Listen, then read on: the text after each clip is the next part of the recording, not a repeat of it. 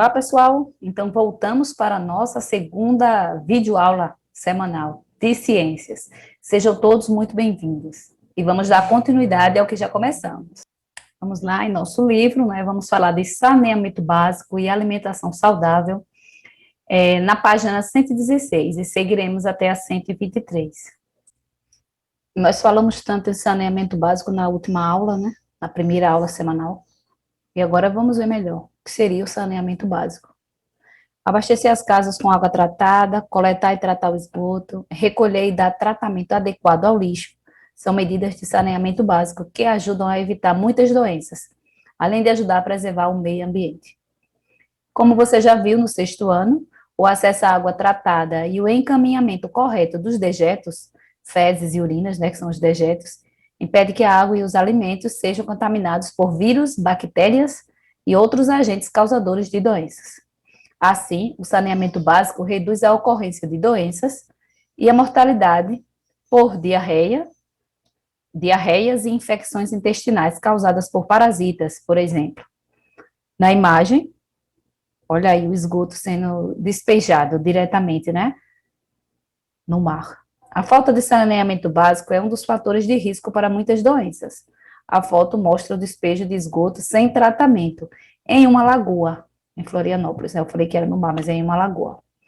Inclusive, aqui nas nossas praias de Sergipe, há pouco tempo, há poucos dias, saiu aí um trabalho, divulgando que elas estavam impróprias para banho, porque tinham coliformes fecais.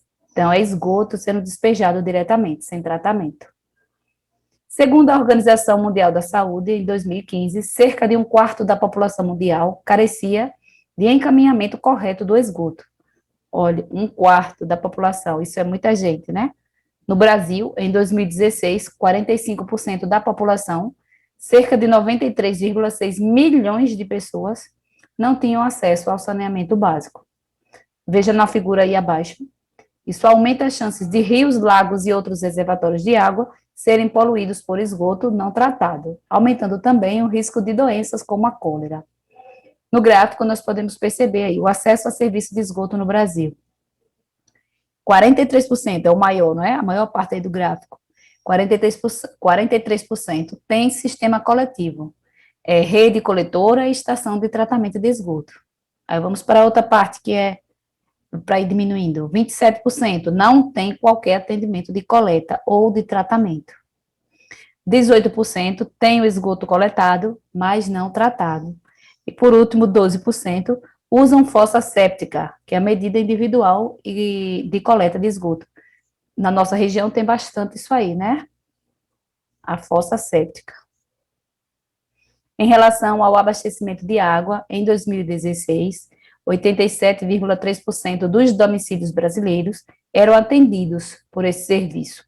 Porém, em uma parte das moradias, o abastecimento não era diário.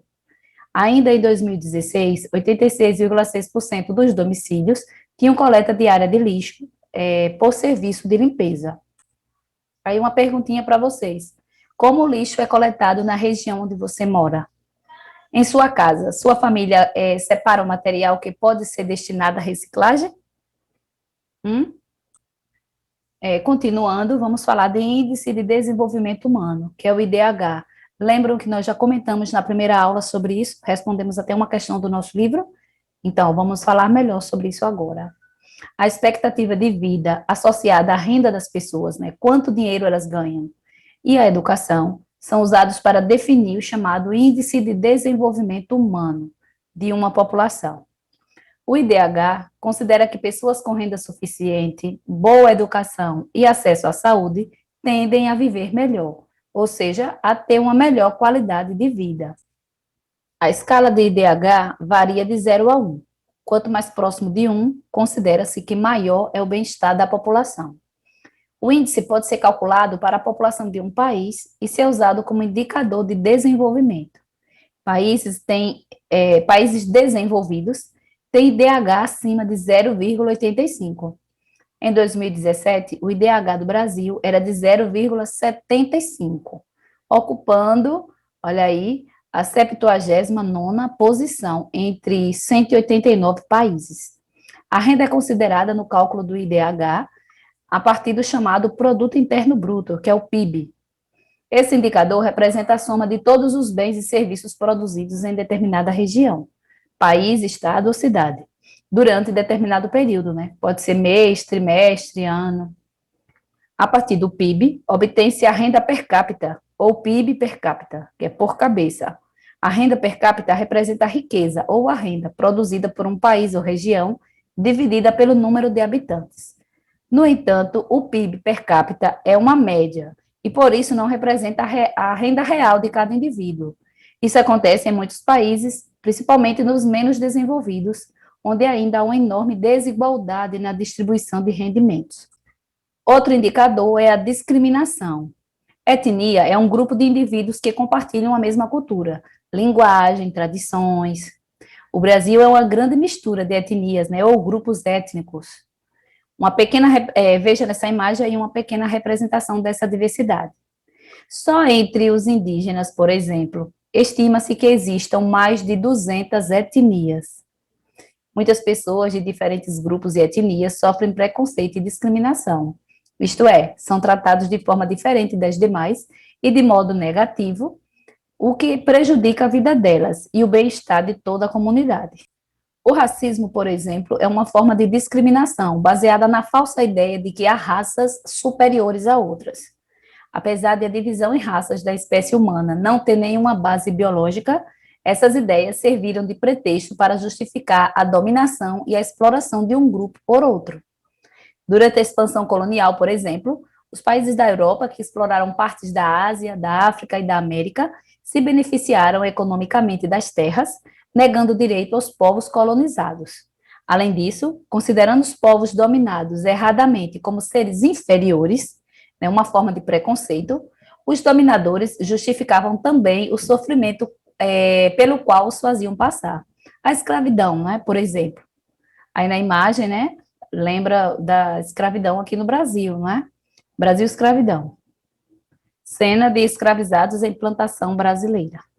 Olha aí. Para esse tipo de comportamento não se repita, né, para que não se repita nos dias de hoje, o racismo deve ser discutido e criticado nas escolas e em toda a sociedade, além de ser combatido com leis e penas severas.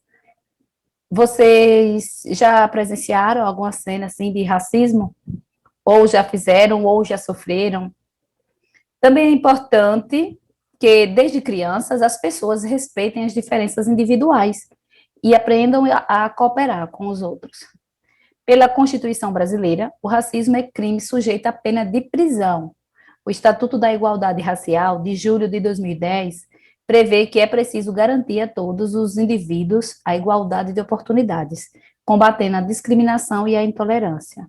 É comum a gente ver essas cenas, né, de racismo passando nos jornais, né, na televisão, a gente acompanha.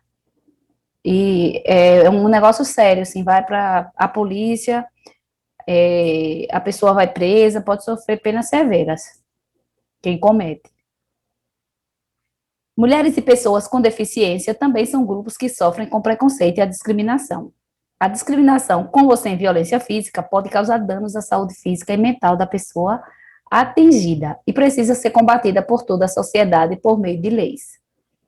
A Lei 7.716, de 1989, decreta que serão punidos os crimes resultantes de discriminação ou preconceito de raça, cor, etnia, religião ou procedência nacional. Imagine um ambiente de trabalho em que dois funcionários tenham atividades semelhantes. Os dois são igualmente dedicados e realizam o trabalho com competência, mas um deles ganha R$ 1.000 e outro ganha R$ 1.300. Em sua opinião, essa situação é justa? Então, os dois fazem a mesma coisa, né, desempenham suas funções igualmente, e, no entanto, um ganha mais do que o outro. Vocês presenciam essa situação? Na casa de vocês, como é? Os pais de vocês? Como é que funciona isso? Essa é uma das formas de discriminação que ocorre com as mulheres. Elas ainda ganham, em média, menos que homens que exercem a mesma função. É preciso que todos conheçam seus direitos e deveres, a fim de assegurar o respeito ao outro e de incentivar a proteção dos direitos e da liberdade de cada um. Todo cidadão deve ser tratado de forma a conseguir exercer seu potencial. De acordo com o artigo 5º da Constituição Federal, todos são iguais perante a lei, sem distinção de qualquer natureza.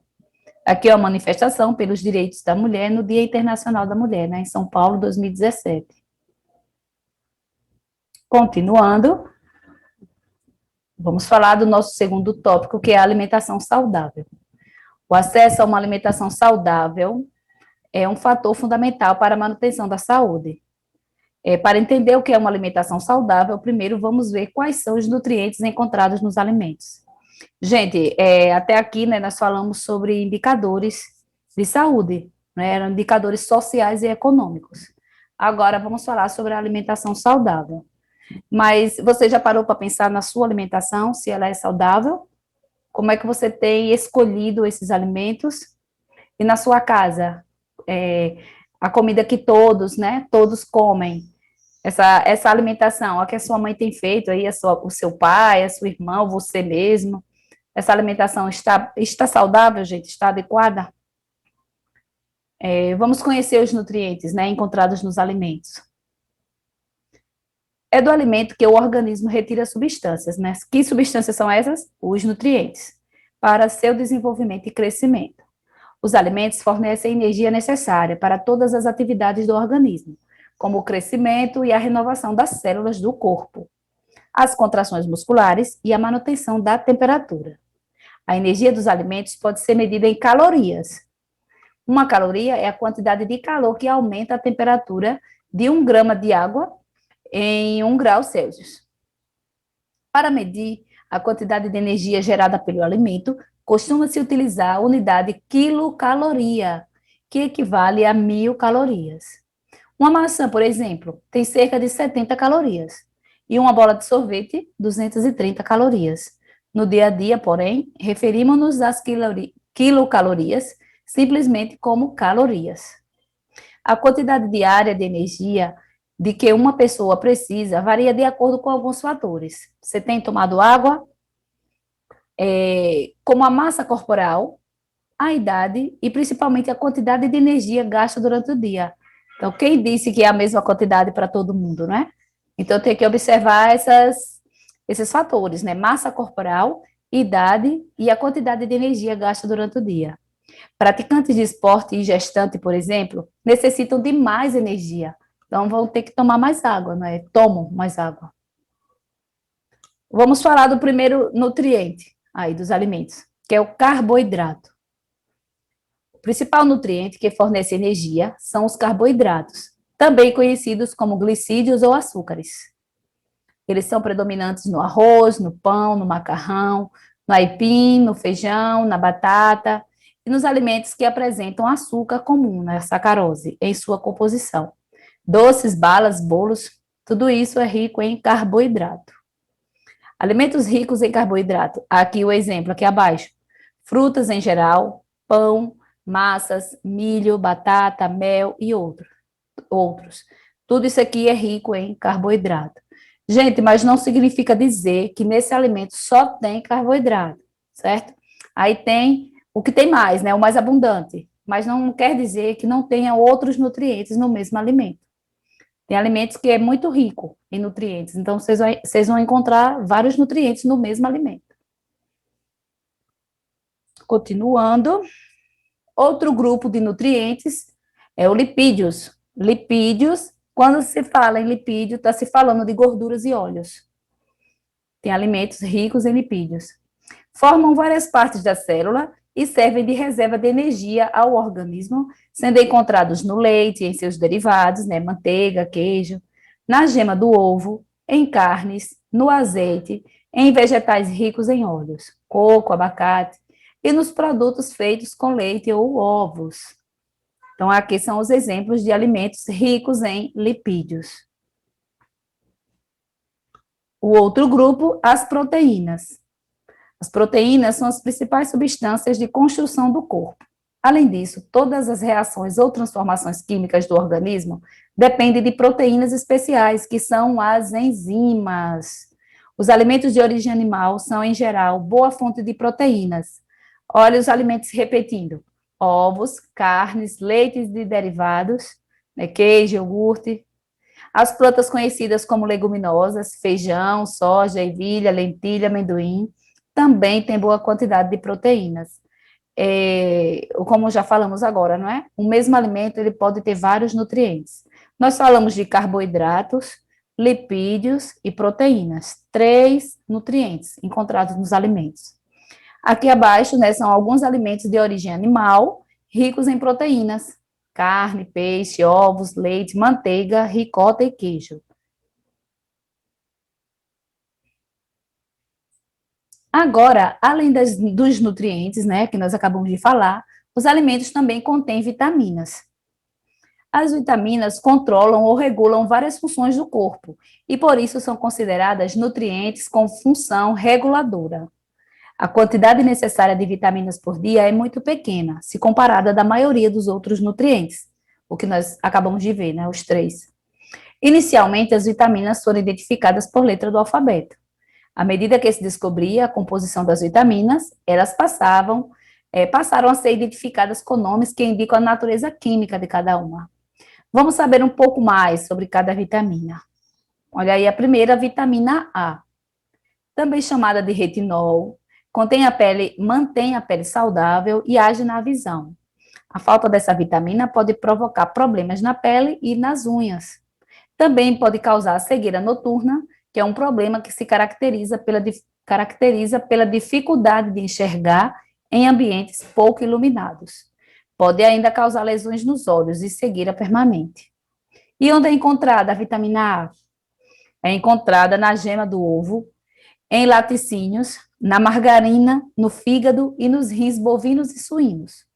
Além disso, o organismo pode fabricar a vitamina A partir de beta-caroteno, que é uma substância encontrada em verduras com folhas verde escuras, e vegetais amarelos ou alaranjados, como o espinafre, a cenoura e a manga. Então, são alimentos bem comuns, né? Facinhos de encontrar, e que a gente já usa na nossa alimentação. Falamos da vitamina A, vamos para a o complexo B, né? Vitaminas do complexo B. São várias vitaminas, B1, B2, B6, B12, niacina, ácido fólico, entre outras. O complexo B, ele agrupa várias vitaminas que agem em muitos processos químicos do corpo, principalmente na respiração celular. Vocês estão lembrados que o nosso corpo é formado por células e que cada célula, por menor que seja, né, ela é microscópica, por mais que a gente não consiga enxergar, mas ela tem uma estrutura enorme, né, dentro dela. Tem várias estruturas menores que realizam funções e são fundamentais para o bom funcionamento do nosso organismo. Nas células nervosas, que precisam de bastante energia, a falta de vitamina B, que é a tiamina, é rapidamente sentida. Ela provoca inflamação nos nervos e problemas musculares, caracterizando uma doença conhecida como beriberi.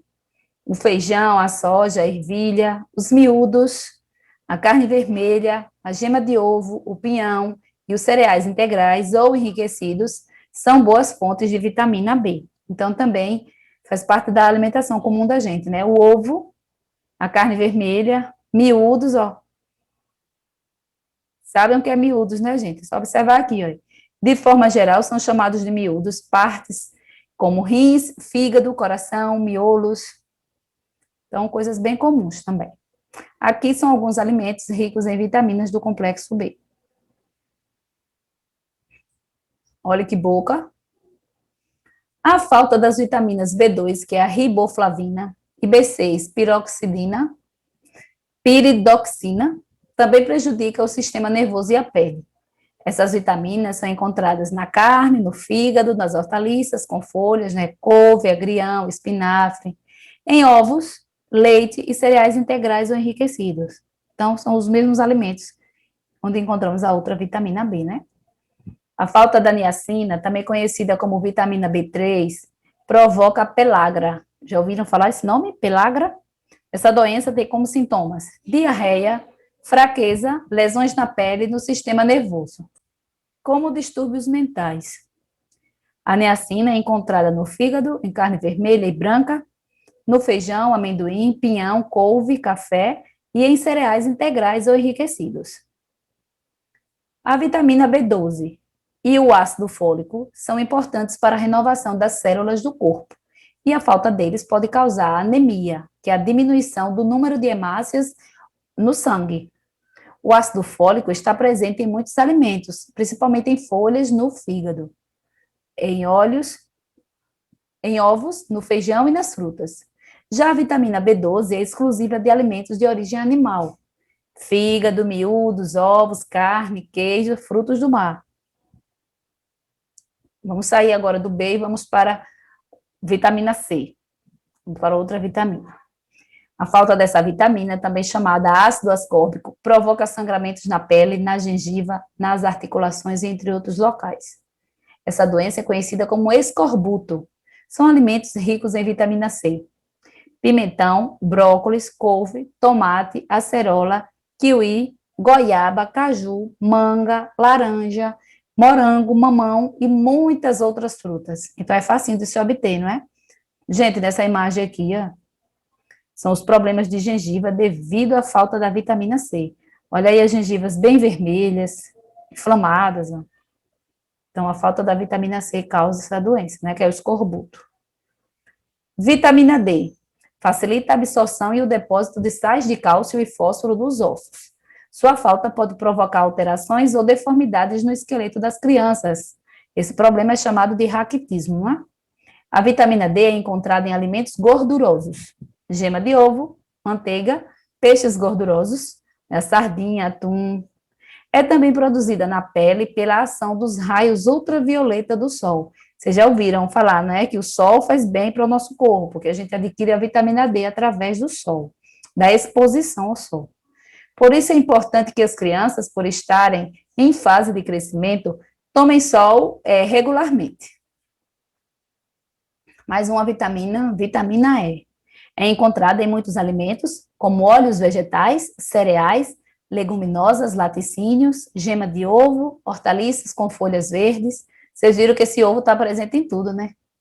Por isso é difícil alguém ter carência de vitamina E. Mas quando isso acontece, pode haver anemia. Mas outra vitamina, vitamina K. Além de ser encontrada em muitos alimentos, né? Folhas verdes, batata, gema de ovo, óleo de soja, tomate, fígado, leite. Ela é fabricada por bactérias que vivem no intestino grosso. A vitamina K auxilia na coagulação do sangue, evitando sangramentos. Vocês lembram que nós temos a flora intestinal, né? E quem é que fica lá nessa flora intestinal?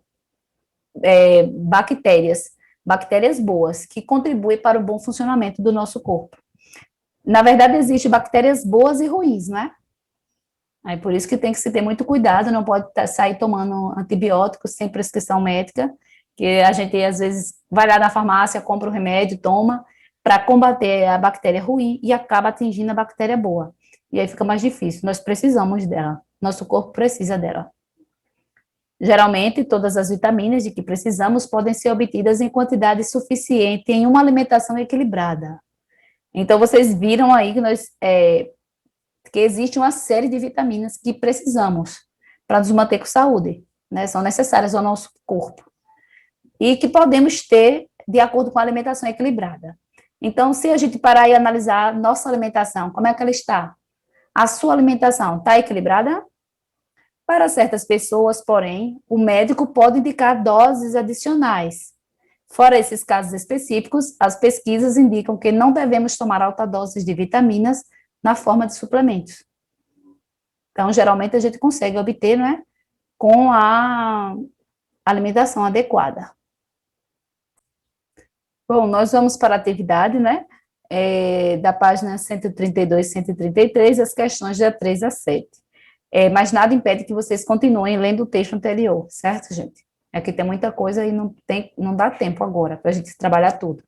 Mas vocês estão em casa aí com o material de vocês, então faça a leitura complementar, siga no livro aí, acompanhando. Tem várias informações muito úteis para o nosso bem-estar.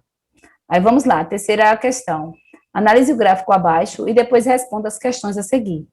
Então, olha aí, a expectativa de vida ao nascer. Lembra o que nós falamos? Quanto tempo de vida, né? Uma média de que o povo de determinado lugar está vivendo. Então, nós temos aqui a expectativa de vida ao nascer do Brasil, de 1940 a 2016. Aqui, idade em anos, né? 40, 50, 60. Aqui, os anos de 1940 a 2016. Em 1940, qual seria a idade média, gente? A expectativa de vida? 42. Aí, vamos analisar o gráfico. Olha aí. A linha rosa representa homens, a verde representa mulher e a azul representa todos. Observe no ano de 1940, olha aí, os homens, 42,9 anos.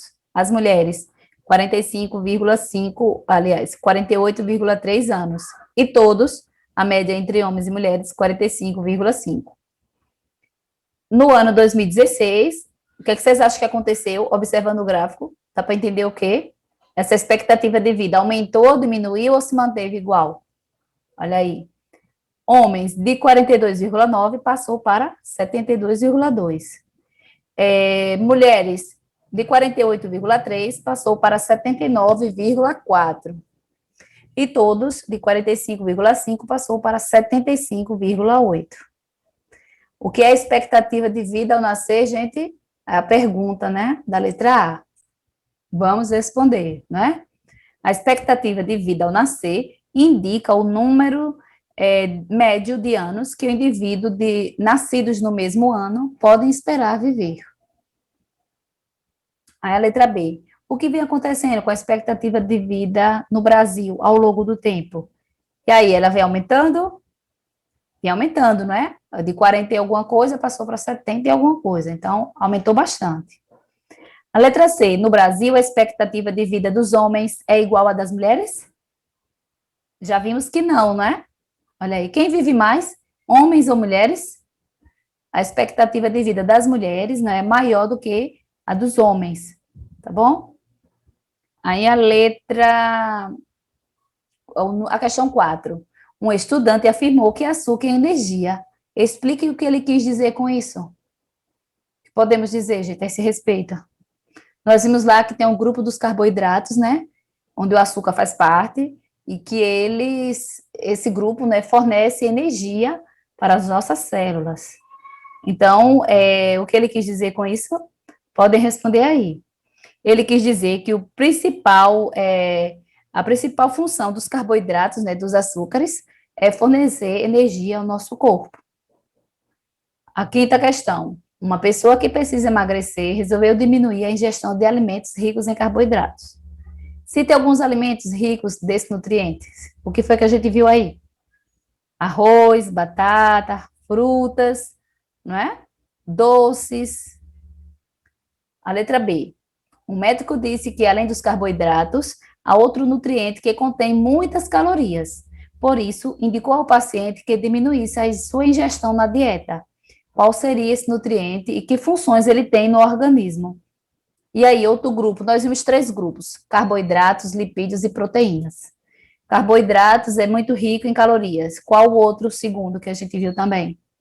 Os lipídios. Muito bem, eles são ricos em calorias. E que funções ele tem no organismo? Para que servem os lipídios, né? Então, vamos lá respondendo. Eles atuam como isolante térmico e reserva energética. Constituem as membranas da célula, entram na composição de alguns hormônios, entre outras funções. Então, eles também são importantíssimos. Vamos lá, até a questão 7, não é? Até a questão 7.